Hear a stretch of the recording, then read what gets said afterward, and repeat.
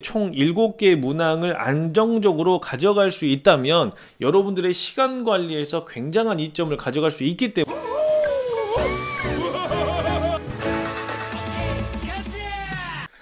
안녕. 자, 지난 시간에 우리는 수능영어 3등급 찍어먹기에 대한 이야기를 나눴고, 오늘은 2등급 어떻게 우리가 준비해야 하는가에 대한 이야기를 해보도록 하겠습니다.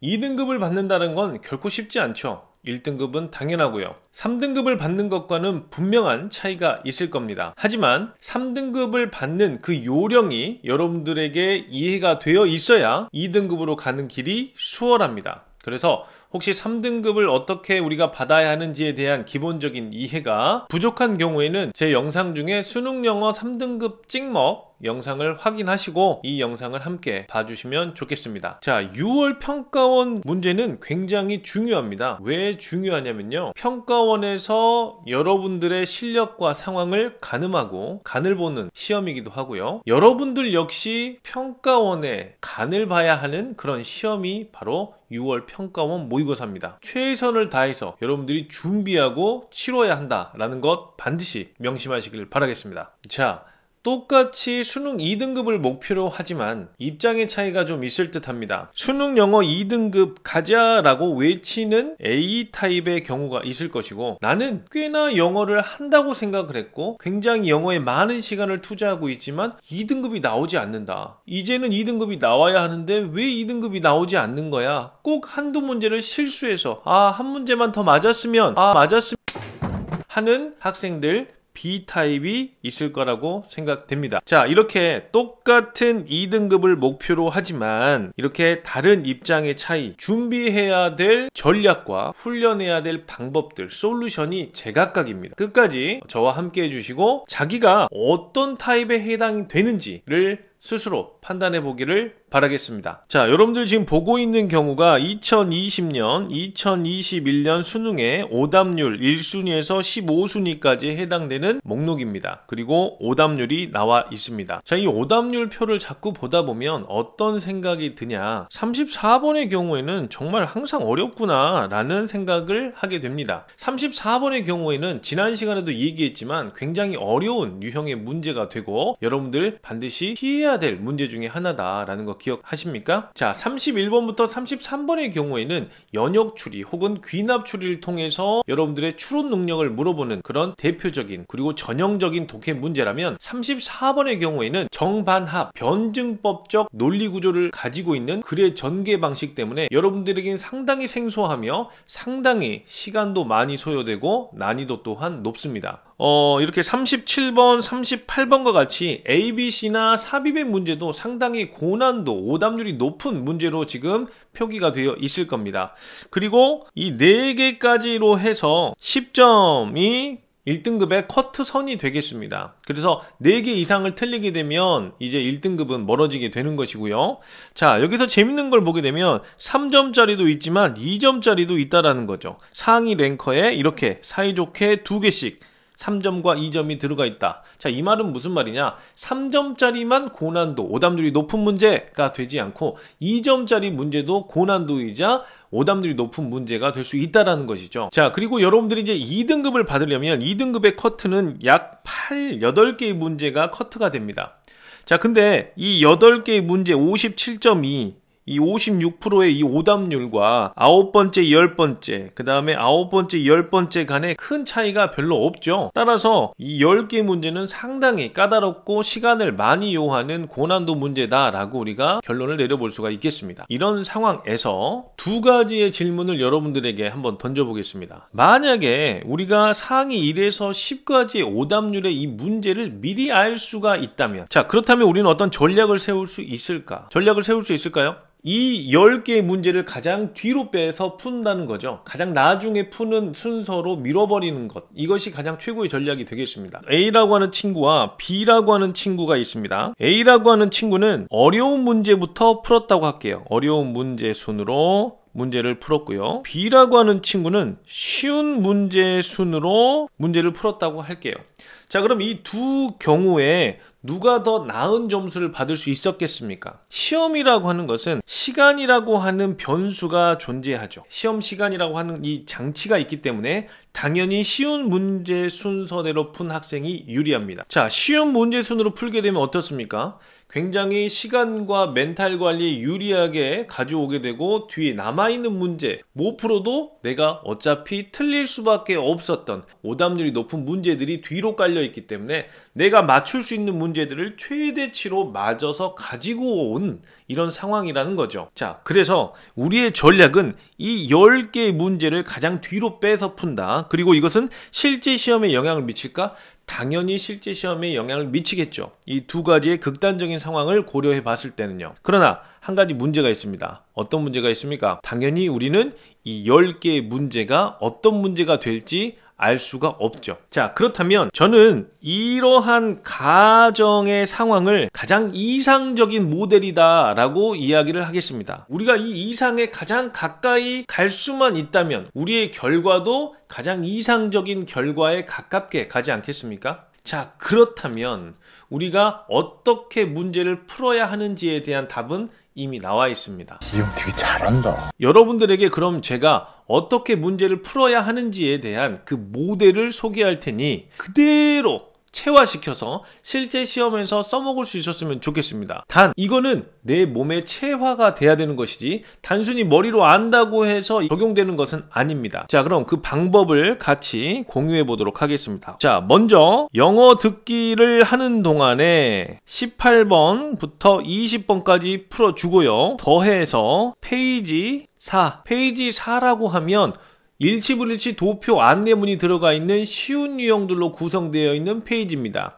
여기까지는 여러분들이 영어 듣기와 같이 해결을 할 수가 있어야 되겠습니다. 자, 그 다음에 이제 우리는 머뭇거리면 안 됩니다. 바로 기계적으로 43번에서 45번이라고 하는 작문 3개짜리를 풀어야 됩니다. 이것도 난이도가 높지 않기 때문에 쉬운 거 빨리빨리 풀어야 되겠죠? 또 머뭇거리지 않고 41번, 42번을 푸는데 42번의 경우에는 상당히 난이도가 있을 때가 있기 때문에 42번에서 막힌다, 어렵다 그러면 어떻게 해야 되겠죠? 바로 넘어가야 됩니다. 자, 여기가 바로 핵심 포인트가 되겠습니다. 나는 왜 2등급이 나오지 않는 거야? 라고 고민하고 지쳐있을 친구들에게 제가 한 가지 방법을 제안할게요. 어렵다라고 느껴지는 문제가 있다면 바로바로 넘어가십시오. 1분, 2분, 몇 분이 투자되었어도 괜찮습니다. 뒤에 남아있는 그 문제들, 그리고 내가 풀어서 가져올 수 있는 문제들, 먹을거리가 훨씬 많기 때문에 그 자리에서 바로 스톱하고 나머지는 버리고 그냥 이 시험 운영 능력이 뛰어난 학생들이 자기 실력 대비 더 높은 점수를 받는 것입니다.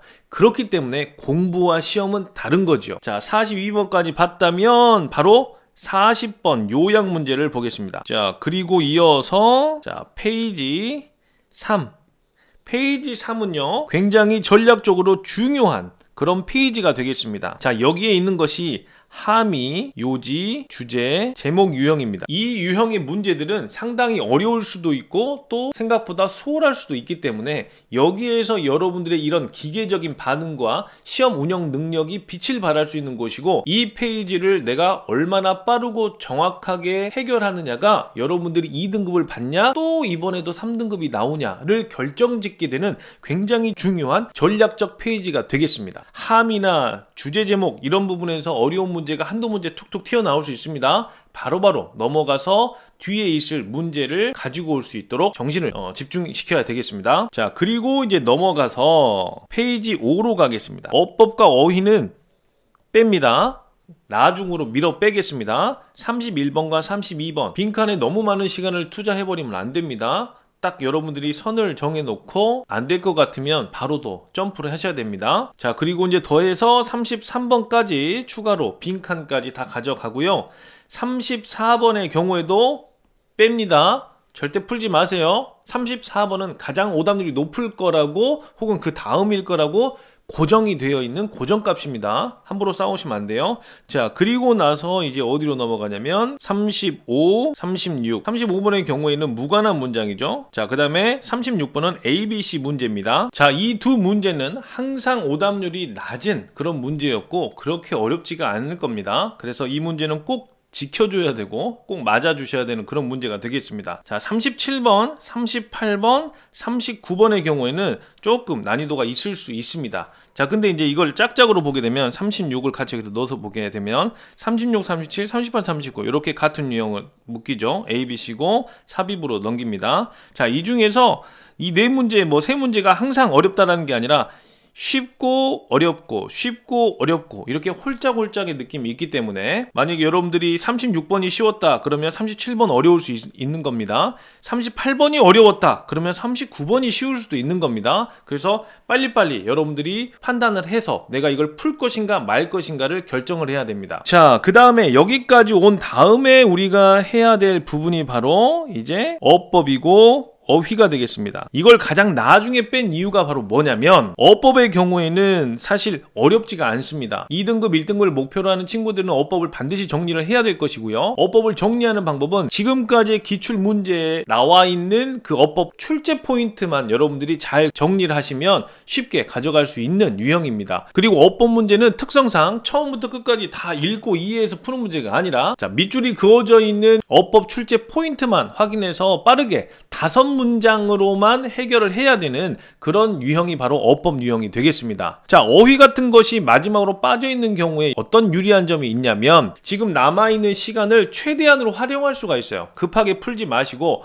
어휘 문제 같은 경우에는 난이도가 좀 있습니다. 따라서 얘는 급하게 풀지 말고 남은 뒤의 시간을 최대한 활용해서 꼼꼼하게 읽어서 최대한 맞추자 이런 목표로 문제를 풀어주시면 되겠습니다. 자, 왜 이렇게 얘기를 하냐면 여러분들이 지금까지 점프했던 어려운 문제들 있죠? 다시 본다고 해도 결과가 크게 달라지지 않습니다. 따라서 시간을 뒤에 많이 남겨서 그 문제를 다시 보러 간다? 물론 그렇게 해야 되겠지만 그렇다고 해서 뭔가 새롭게 다시 보이고 어렵게 느껴졌던 것이 다시 쉽게 느껴진다? 그러한 경험을 크게 기대하진 않아요. 그래서 어휘 같은 이 유형의 문제에 시간을 좀 두고 꼼꼼하게 천천히 정확하게 풀 수 있도록 하시고 그리고 남은 시간을 활용해서 내가 놓쳤던 넘어왔던 것 중에 아쉬운 몇 문제만 상대를 해야지 넘어온 문제를 또 다 상대하려고 한다면 전략적으로 옳지 않습니다. 3분에서 5분을 남겨 두시고요. 제가 지난 시간에 여러분들과 찍는 방법에 대한 아이디어를 적용해 주시면 되겠습니다. 자, 그리고 참고로 31번에서 33번까지 빈칸에 1번 하나 정도 나온다고 했습니다. 34번은 1번 찍으면 안 된다고 얘기했습니다. 자, 그리고 무관한 문장 A, B, C 삽입의 경우에 1번이 또 없습니다. 또 이런 것들을 잘 고려해가지고 여러분들이 찍는데 좀 도움을 받아가면 좋겠습니다. 이 형 되게 잘한다. 6월 모의평가까지 그러면 내가 무엇을 어떻게 준비해야 되는가에 대한 이야기를 지금 하겠습니다. 자, 두 번째 방법 들어가겠습니다. 학습적인 측면과 훈련적인 측면으로 나뉘어집니다. 자, 학습적인 측면의 첫 번째 페이지 3의 독해형 문제들을 집중적으로 학습하십시오. 페이지 3에 나와 있는 것들은 해석이 아닌 독해 문제로서 상당히 난이도가 있는 그런 구조입니다. 자, 이런 독해 문제를 여러분들이 꼼꼼하게 공부를 하다 보면 당연히 빈칸 추론에도 영향을 주게 됩니다. 자, 그리고 두 번째 ABC 순서 유형입니다. 자, 여러분들 이거를 스토리로 풀어가는 경우들이 많은데 사실 얘는 판별법이 있고 지름길이 있어서 생각보다 빠르고 정확하게 문제를 풀어낼 수 있는 방법이 있습니다. 자, 여기에 대한 이야기를 우리가 또 수업으로 같이 한번 풀어볼 수 있었으면 좋겠는데 일단 ABC 순서는 자주 많이 풀어보면 풀어볼수록 여러분들의 내공이 늘어나게 됩니다. 그래서 이런 것들을 집중적으로 공부, 훈련해 주시면 학습적인 측면에서 크게 도움이 되어질 것이고 이러한 것들이 여러분들의 한두 문제를 견인해주는 아주 중요한 학습 방법이 되겠습니다. 이 형 되게 잘한다. 자, 두 번째로 이제 훈련, 어떻게 훈련해야 되는가에 대한 여러분들의 구체적 방법을 제안하겠습니다. 자, 첫 번째, 듣기와 18에서 20 플러스 페이지 4번까지의 이 세트 훈련을 계속해서 해주십시오. 듣기를 하면서 총 7개의 문항을 안정적으로 가져갈 수 있다면 여러분들의 시간 관리에서 굉장한 이점을 가져갈 수 있기 때문에 이게 몸에 체화가 되어 있기를 평상시에 훈련을 해야 됩니다. 듣기 따로, 또 문제풀이 따로 하는 것이 아니라 이제는 이것을 한 세트로 묶어서 듣기와 문제풀이를 동시에 진행해주면 상당한 도움이 될 것으로 생각됩니다. 두 번째, 어려운 문제들을 넘어가는 연습을 해야 됩니다. 자, 이게 이제 패싱 훈련인데 여러분들 이 패스라고 하는 것 자체가 잘 안 될 거예요. 미련이 남고 막 손 벌벌 떨리고 이게 과감하게 던져지지 않습니다. 그러나 다시 한번 얘기합니다. 공부와 시험은 다르다. 공부를 많이 했다고 해서 시험의 점수가 높다? 아니다. 굉장히 영리하게 시험을 운영하는 이 운영 능력이 높은 친구들이 점수가 잘 나온다. 주변에 그런 친구들이 있지 않습니까? 그런 친구들의 경우에는 굉장히 이런 것들이 알게 모르게 발달이 되어 있습니다. 자, 여러분들도 이거는 훈련이 되어야만 가능한 것이기 때문에 지금부터 어려운 문제가 나왔을 때는 바로 건너뛰고 미련을 버려내고 내 욕심을 내려두는 그런 연습을 해야 됩니다. 그래서 그걸 훈련이라고 표현을 해놨습니다. 그래서 이 학습 방법과 이 훈련의 방법을 여러분들이 지금부터 6월까지 꾸준하게 적용해 주시고, 그리고 6월 시험 이후 부족한 것들을 채워서 9월에 채우고, 또 9월에 부족한 것들까지 다 우리가 적용해서 11월 수능에서는 받아야 될 그 마땅한 등급을 받아보도록 같이 한번 노력해 봤으면 좋겠습니다. 6월 평가원 모의고사를 준비하는 모든 수험생 여러분들 힘내십시오. 화이팅!